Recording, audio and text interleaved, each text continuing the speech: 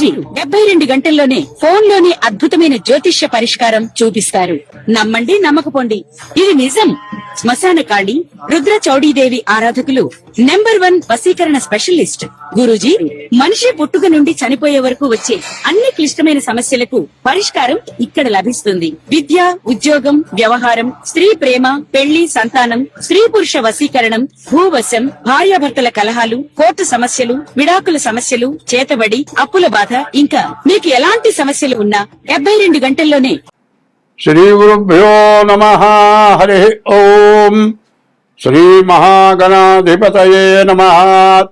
శ్రీ మహాసరస్వత్యై నమః. శ్రీ గురుభ్యో నమః. హరి ఓం. యకర్తా జగతాం భర్తా సంహర్తా మహసాం నిధి ప్రణమామి తమాదిత్యం బహిరంతస్తమోపకం సమోపహమో. యకర్త అందరికీ కర్త అయినవాడు, సంహర్త అందరినీ సంరక్షించువాడు, మహాసాంనిధి ప్రపంచం మొత్తానికి కూడా ఆధారభూతుడై ఉండి అందరినీ పోషించేటువంటి వాడు.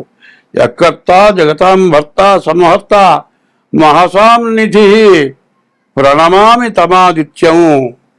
అటువంటి సూర్య భగవానుడికి నమస్కారం చేస్తూ ఉన్నా. ఎందుకంటే ఎవరైనా సరే ఒక కుటుంబీకుడు పిల్లలందరికీ భార్యకి తిండి పెట్టడం కష్టం. ఒక పెద్ద సంస్థ యజమాని అందరికీ అన్నం పెట్టడం కష్టం. ప్రపంచానికి మొత్తానికి ఆహారం పెడుతూ ప్రపంచం మొత్తం మీద ఒక్కడే సూర్యుడు. అటువంటి సూర్యుడైనటువంటి భగవానుడికి నమస్కారం చేస్తూ ఉన్నాను. మనం ముందుగా జూన్ నెల 2వ తారీఖు రోజున గురువు మిథునం నుంచి కర్కాటకాన్ని మారుతూ ఉన్నాడు. అయితే ఈ గురువు ఎటువంటి వాడనేది ముందు చెప్పుకుందాం. గురువు మనకు చెడుగా ఉన్నా కూడా మంచివాడికి మంచి బుద్ధి ఉంటుంది, చెడువాడికి చెడు బుద్ధి ఉంటుంది. శత్రుస్థానంలో ఉంటే కూడా ఆయన అపకారం చేయడు. ఎందుకంటే బ్రాహ్మడైన వాడిని చెంప మీద ఒక దెబ్బ కొడితే వాడు ఏం చేస్తాడు? వాడి కర్మ వాడు అనుభవిస్తాడంటాడు. బ్రాహ్మణులందరికీ దేవతలందరికీ గురువు ఎవరయ్యా అంటే దేవగురువు బృహస్పతి. అటువంటి బృహస్పతి ఎవరికి ఎట్టి పరిస్థితుల్లో అపకారం చేయడం. అయితే మిథున రాశి నుండి గురువు ఇప్పుడు కర్కాటక రాశికి వచ్చాడు. కర్కాటక రాశికి ఉచ్చ. అయితే దీనికి ఏం చెప్పాలి? 1ంటికి గురువు వచ్చాడు. దీనికి ఒక శ్లోకం ఉంది. యకర్త ఒక శ్లోకం ఉంది.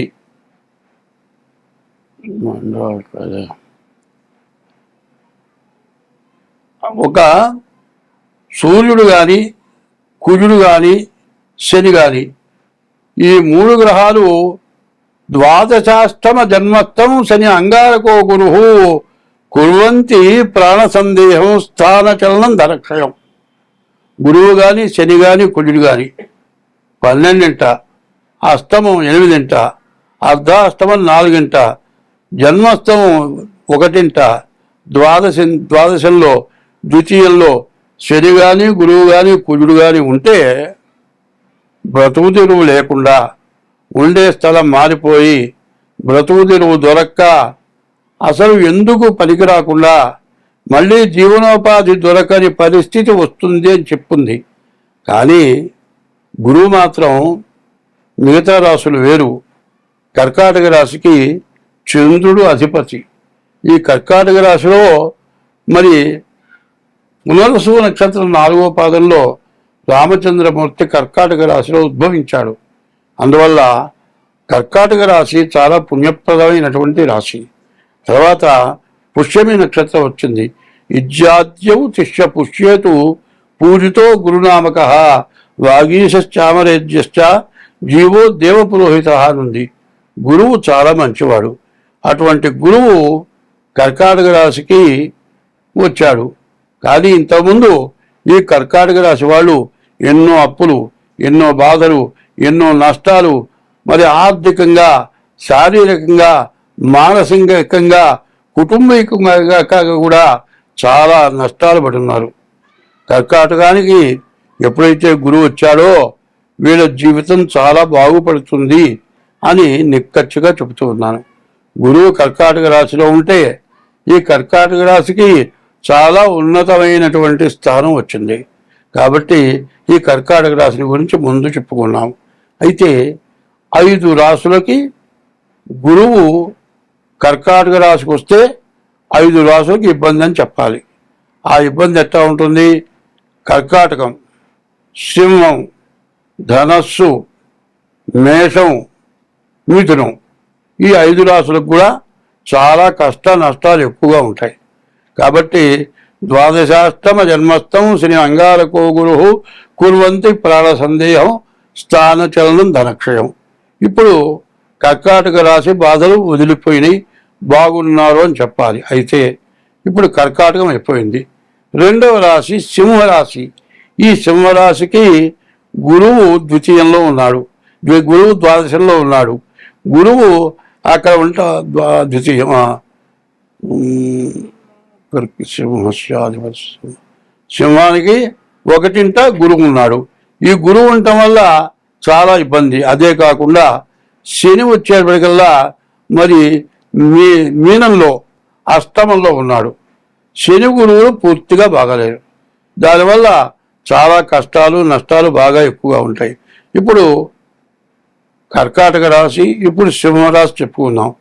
కన్యా రాశి, తులారాశి, వృశ్చిక రాశి, ఈ 3 రాశులకి గురువు వల్ల ఎటువంటి నష్టాలు కూడా లేవు.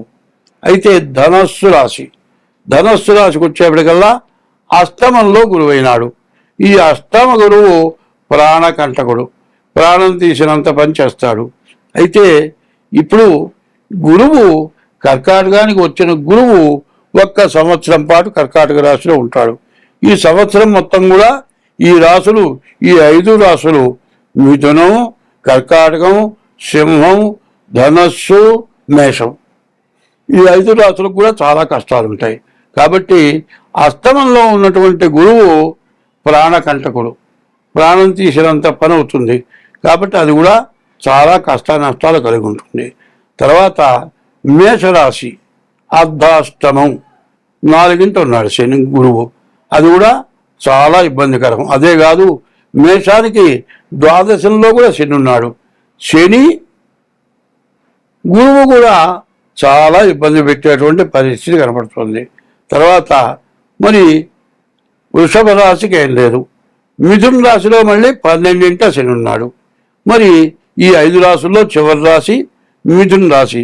ఈ మిథున రాశికి ద్వాదశాంచో వ్యయోరిప్ప, ద్వాదశంలో ఉన్నటువంటి గురువు బాగా అనవసరమైన దండగా మారి ఖర్చు పెట్టిస్తాడు. కాబట్టి ఈ గురువు 12ంట గురువు ఉన్నాడు. ఈ గురువు వల్ల ఇబ్బంది. అయితే ఒకటి ప్రత్యేకించి చెబుతున్నా, ప్రతివాడు కూడా ఏమండి నా రాశి వృషభ రాశి, ఎట్టాగయ్యా మా నాన్న పేరు వెంకయ్య అండి, మా తాత పేరు వెంకయ్య అండి, నా పేరు వెంకయ్య అని పెట్టారు. వెంకయ్య కాబట్టి వృషభ రాశి. మీ తాత పేరో మీ ముత్తాత పేరో పెడితే రాదు. మీకు ఎట్లా వస్తుంది అంటే మీరు పుట్టిన తారీఖు, నెల, సంవత్సరం, టైము, ఆ రోజున ఆ నక్షత్రం బట్టి రాసి వస్తుంది. ఏదో ఇష్టం వచ్చిన పేరు పెట్టి ఇది నా రాశి అంటే సరిపోదు. అదే కాదండి, కొంతమంది ఏం చేస్తారంటే పిల్లల్లో మొట్టమొదటి వాడు అవుతారు, వాడిని బుజ్జి అని పిలుస్తారు చిన్నప్పుడు. ఆ బుజ్జి ఏమవుతాడు, 80 సంవత్సరాలు వచ్చినా కూడా బుజ్జి అంటేనే తెలుస్తుంది. బుజ్జి అను, చిన్నాను, కన్నాను ఇట్లాంటి పేర్లు ఉంటూ ఉంటాయి. ఈ పేరుని అడిగి నా రాశి అంటే అది కాదు. ఎందుకంటే పూర్తిగా తెలియక పేరును బట్టి ఈ రాశి నా రాశి చెప్పండి అని అడుగుతున్నారు. అది మాత్రం పద్ధతి కాదు. మీకు డేట్ ఆఫ్ బర్త్, పుట్టిన తారీఖు, నెల, సంవత్సరం, టైం కావాలి. అది లేదండి అంటే, లేకపోతే మీ అరిచేతులు హస్త సాముద్రిక ద్వారా మీ జాతకం చెప్పడం జరుగుతుంది. అట్లా చెప్పాలి అంటే 60 వంతులే హస్త సాముద్రిక ద్వారా వస్తుంది. మిగతా 40 వంతులు రావాలంటే ఎట్లా?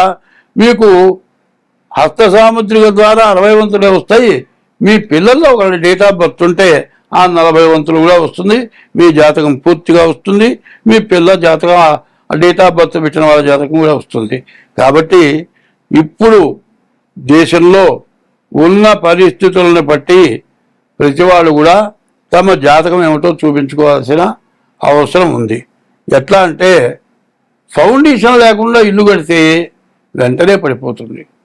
అట్లాగే ఇప్పుడున్న పరిస్థితుల్లో మీకు అందరికీ తెలుసు, యుద్ధం జరిగింది, ఆయిల్ దగ్గర నుంచి రేటు పెరిగింది, గ్యాస్ దగ్గర నుంచి దొరకటం లేదు. మరి ఇంకా తినుబండార వస్తువులు కూడా కొన్నాళ్ళు పోతే దొరకవేమో. ఈ పరిస్థితులను బట్టి ప్రతి వస్తువు రేటు పెరుగుతుంది. రేటు పెరుగుతుంది కానీ ఆదాయం మాత్రం పెరగదు.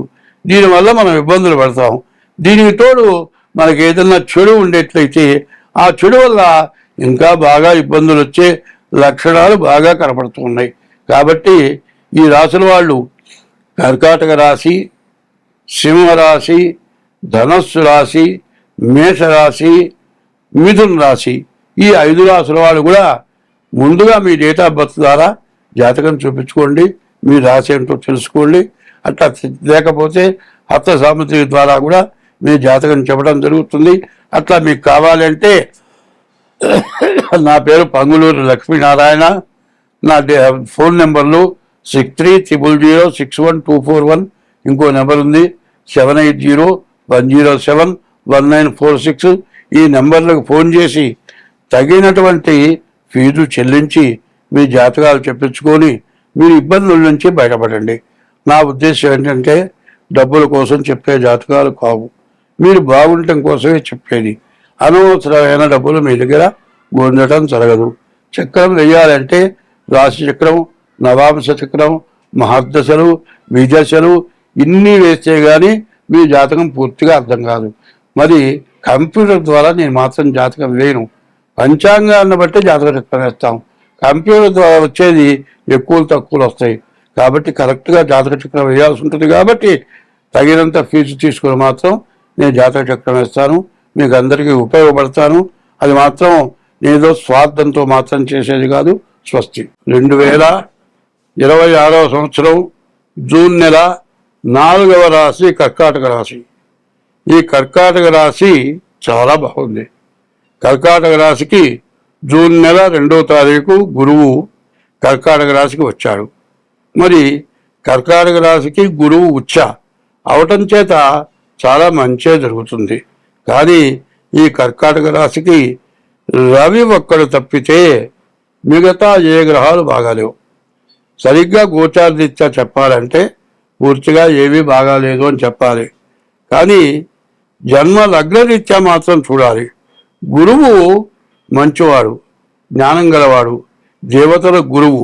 అటువంటి గురువు అపకారం చేయడు. కాబట్టి మీరు ముందుగా జాగ్రత్త పడితే మీకు ఎటువంటి సమస్యలు రావు.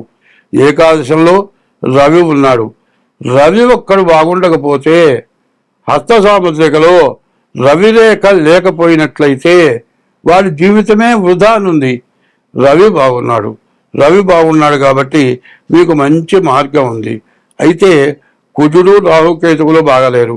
ఇది కాల సర్పదోషం కనబడుతోంది. శుక్రుడు కూడా బాగాలేడు. మరి ఈ టైంలో మీరు చాలా ఇబ్బంది పడతారు. కాబట్టి ముందు మీ డేట్ ఆఫ్ బర్త్ ద్వారా తప్పనిసరిగా జాతకం చూపించుకోండి. ఈ రాశి వాళ్ళకి చాలా మేలు జరగబోతోంది. దాన్ని మేలుని ఉపయోగించుకోవాలంటే మీ డేట్ ఆఫ్ బర్త్ ద్వారా మీ జాతకం చూపించుకోవడం చాలా అవసరం. కాలసర్ప దోషం, కుజ దోషము, వివాహంలో షష్టాష్టకాలు ఉన్నాయి. షష్టాష్టకాలు వచ్చినా కూడా చాలా ఇబ్బందికరం. కాబట్టి ఇవేమీ లేకుండా జాగ్రత్తగా మీ జాతకం చూపించుకుంటే మీకు అన్ని విధాలా బాగుంటుంది.